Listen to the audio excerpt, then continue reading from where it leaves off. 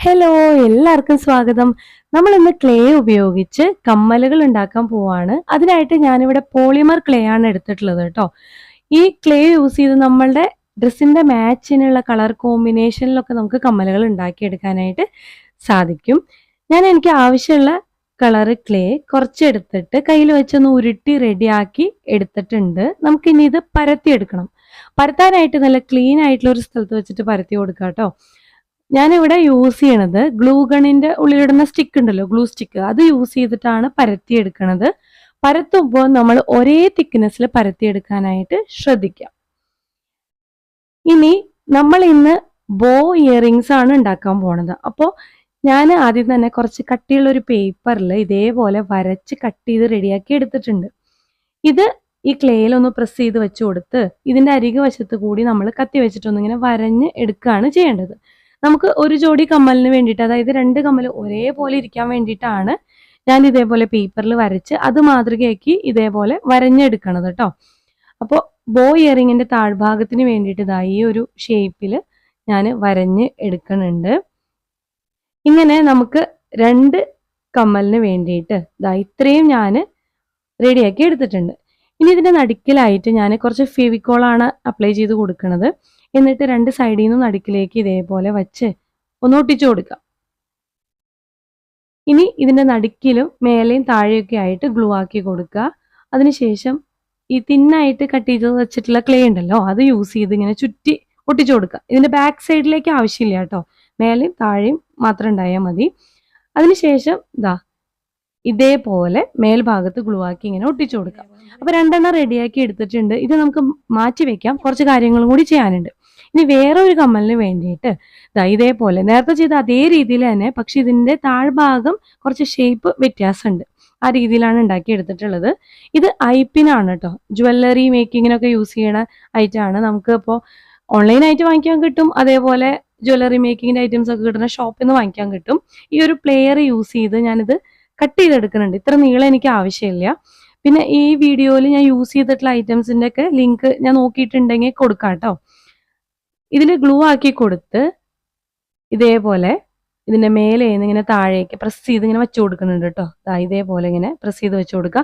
ആ ഒരു circle shape ഉണ്ടല്ലോ, അത് പുറത്ത് വരുന്ന രീതിയിൽ വേണം നമ്മൾ ഉള്ളിലേക്ക് ഇങ്ങനെ വെച്ചു കൊടുക്കാനായിട്ട്. അപ്പൊ രണ്ടെണ്ണം അതേ രീതിയിൽ ചെയ്തിട്ടുണ്ട്, അത് നമുക്ക് മാറ്റി വെക്കാം.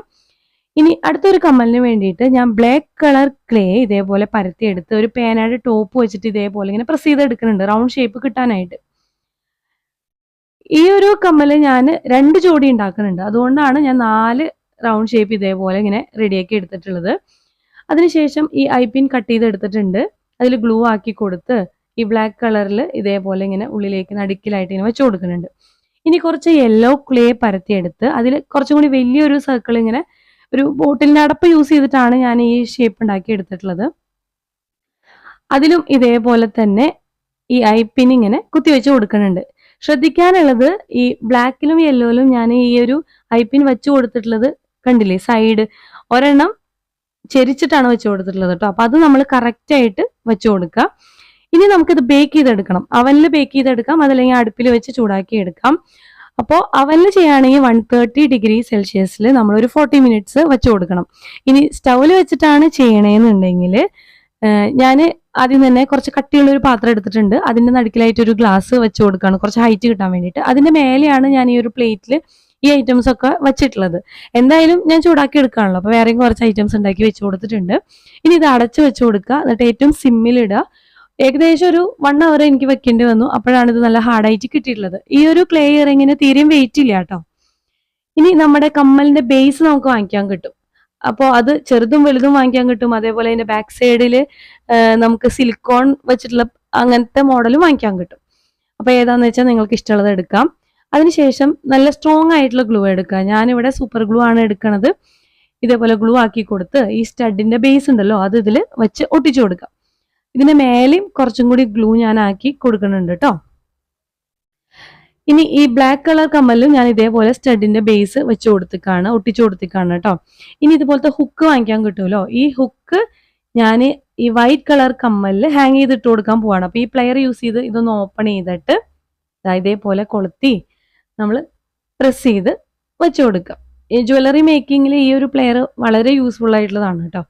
ഇതേപോലെ 2 ഇയറിങ്ങും റെഡിയാക്കി എടുത്തിട്ടുണ്ട്. ഇനി നമ്മൾ ഈ ബ്ലാക്കും യെല്ലോയും ഉണ്ടല്ലോ, ഇതിലത്തെ ഏതെങ്കിലും ഒരു റിങ് നമ്മൾ പ്ലെയർ യൂസ് ചെയ്ത് തുറന്നിട്ട് കണക്ട് ചെയ്ത് ഇട്ട് കൊടുക്കാം. അങ്ങനെ നമ്മുടെ എല്ലാ കമ്മലുകളും ഇവിടെ റെഡി ആയിട്ടുണ്ട്. നിങ്ങൾ പറയട്ടോ നിങ്ങൾക്ക് ഇതിൽ ഏതാണ് ഇഷ്ടമായത്. വീഡിയോ ഇഷ്ടമായെങ്കിൽ ലൈക്ക് ചെയ്യുക. അതേപോലെ നിങ്ങൾ എല്ലാവരും ഇത് ട്രൈ ചെയ്ത് നോക്കുക. നമ്മുടെ ഡ്രസ്സിന്റെ മാച്ചിനുള്ള കളർ കോമ്പിനേഷനിലൊക്കെ ഉണ്ടാക്കിയെടുക്കാമല്ലോ. അപ്പോൾ നിങ്ങൾ എല്ലാവരും ട്രൈ ചെയ്ത് നോക്കിയിട്ട് ഫോട്ടോസൊക്കെ എനിക്ക് മെയിൽ ചെയ്യണം. എല്ലാവരും ചാനൽ സബ്സ്ക്രൈബ് ചെയ്യുക, നോട്ടിഫിക്കേഷൻ ബെല്ലും മറക്കാണ്ട് ക്ലിക്ക് ചെയ്യുക. അപ്പോൾ ഞാനിന്ന് പോവാണ്, വേറെ വീഡിയോ ആയിട്ട് വരാം. വീഡിയോ കണ്ടിരുന്ന എല്ലാവർക്കും താങ്ക്